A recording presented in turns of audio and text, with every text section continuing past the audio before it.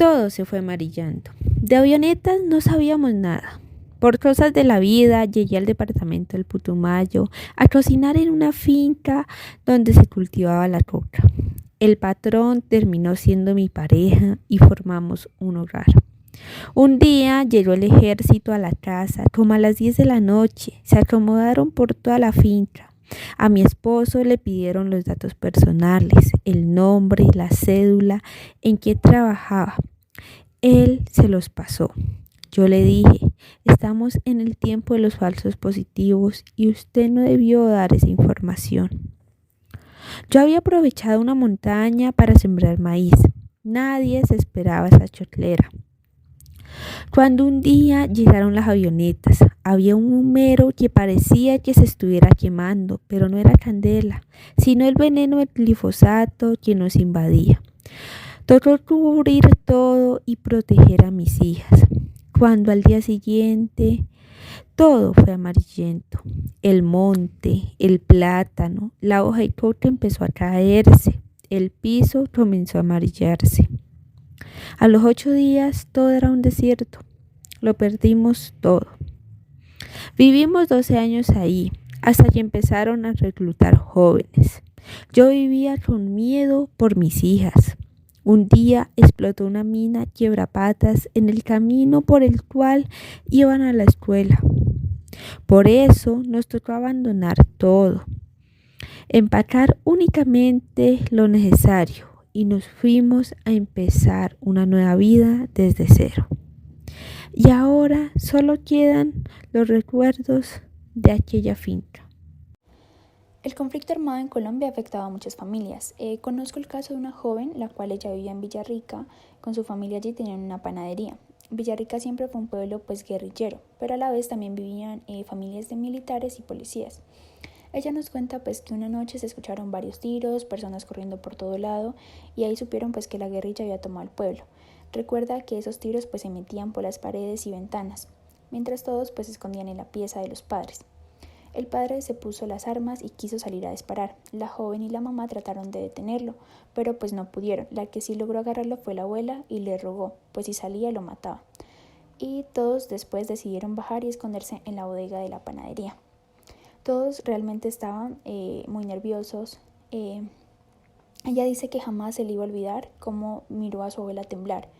Cuando bajaban, dice que el papá comenzó a llamar a un amigo y a decirle, coronel, se nos acaba de meter la guerrilla. Eso también la asustó y también el miedo era ese, que el papá siempre fue muy expresivo en contra de cualquiera que fuera de la izquierda. Como a medianoche paró todo el ataque, pensaban que ya se habían ido y subieron al segundo piso, cuando ellos sintieron un escándalo en la parte de atrás.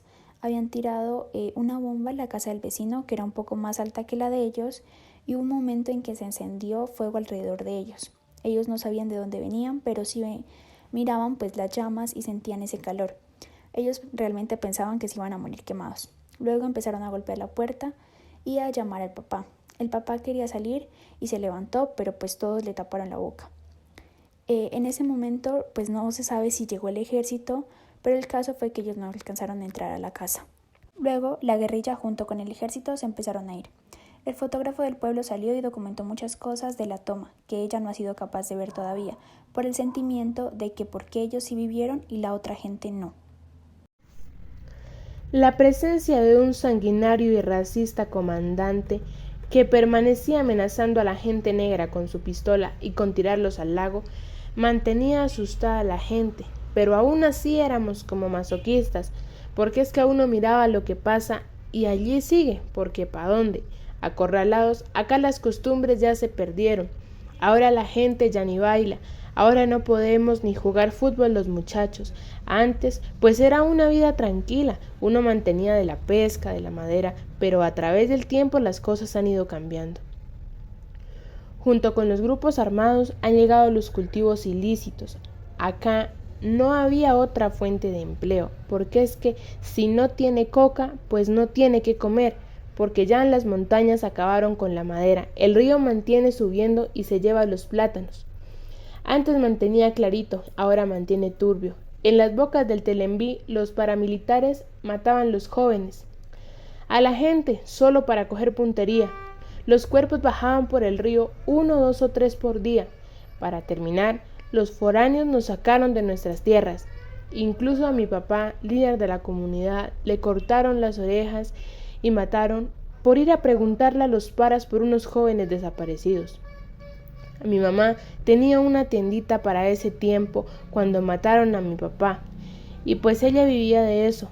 Un día llegaron, venían de pelear de apatía y se comieron todas las cosas, se tomaron la gaseosa, se comieron las galletas, y cuando les preguntó que no, déjenlo así por causa de la guerra. A un señor inclusive se le llevaron una marrana que estaba embarazada, agarraron su marrana, como negritud todo nos quitaron. Lo primero que pasó cuando entró a la guerrilla fue que le encomendaron un revólver. Era una niña cuando uno entrenaba con fusiles de palo. Se divertía en los entrenamientos porque lo tomaba como un juego. Y cómo no, si aún era una niña. Sin embargo, era fuertemente reprochada y más aún si llegaba a olvidar ese trozo de palo. Cuando se le asignó un nuevo comandante, alguien más de guerra, quedó embarazada de él, pero él no se hizo cargo del niño. Decía que no era su responsabilidad. La madre de Marty logró contactarse con ella y se hizo cargo de la bebé. Una vez fue partícipe de un secuestro sin saberlo. Por esta razón la encarcelaron, además por los cargos que enfrenta por ser guerrillera. En la cárcel tuvo 2 hijos más, una niña y un niño, y para su mala fortuna su primera hija falleció. Tiempo después salió en libertad condicional. En ese tiempo le informaron de las malas compañías que tenía su otra hija, la cual tiempo después decidió quitarse la vida también. Luego cayó en la cárcel nuevamente por sanción de un juez, hasta que con los acuerdos de paz, un comandante que ni ella conocía, la reconoció como guerrillera y pudo salir libre. Ahora vamos a hablar acerca de la historia de las personas que fueron desplazadas de la vereda La Bonga en el 2001.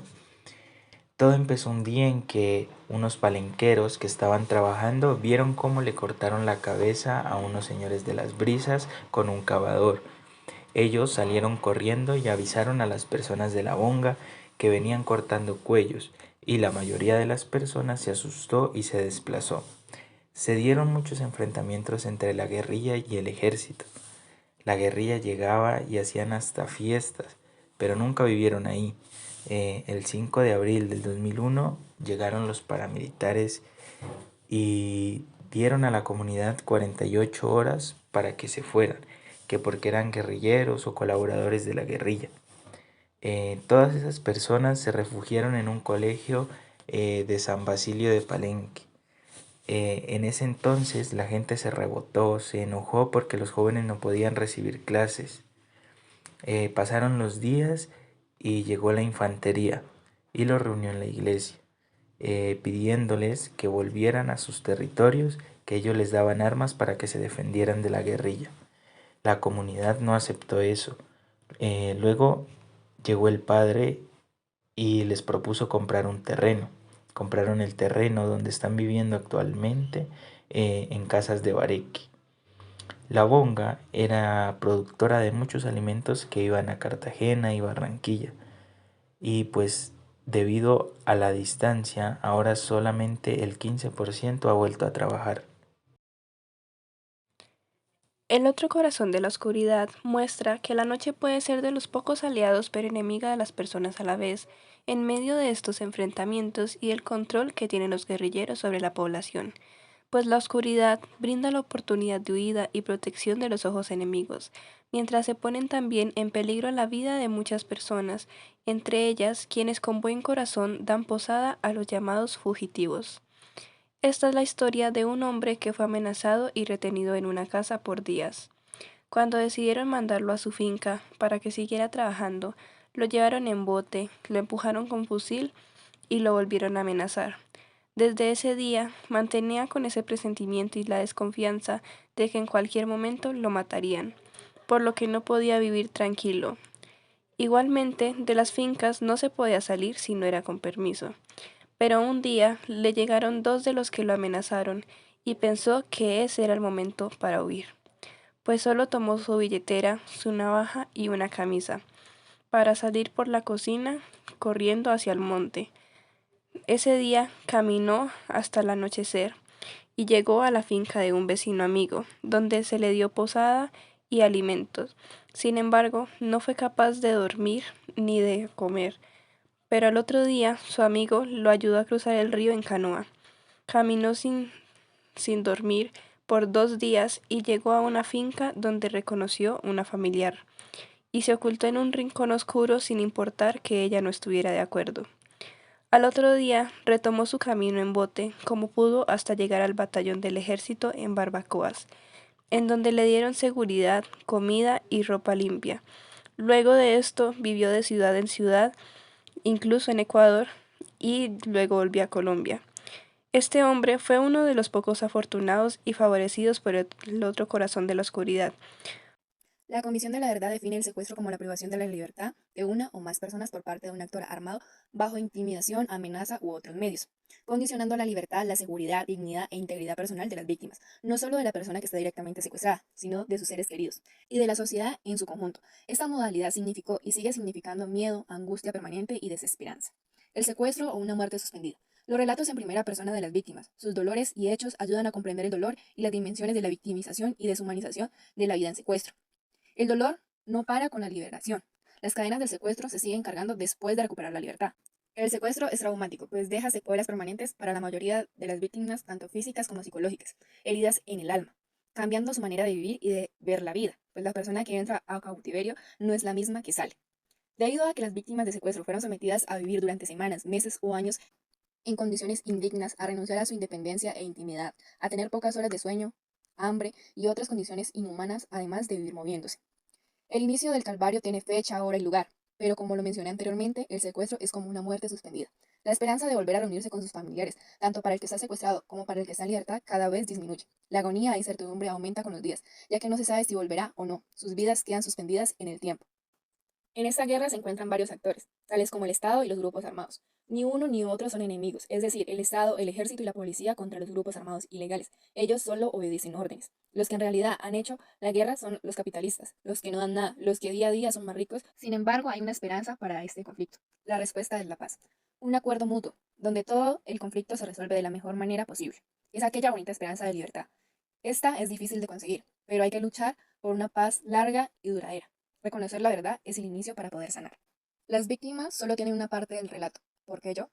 Un secuestro es una serie de humillaciones, dolor, vida y muerte. El Estado ha tildado a los grupos armados ilegales de ser lo peor de la sociedad, pero también hay que reconocer de que si ellos pusieron las armas sobre la mesa es porque ya no quieren estar en guerra. Todos merecen una segunda oportunidad.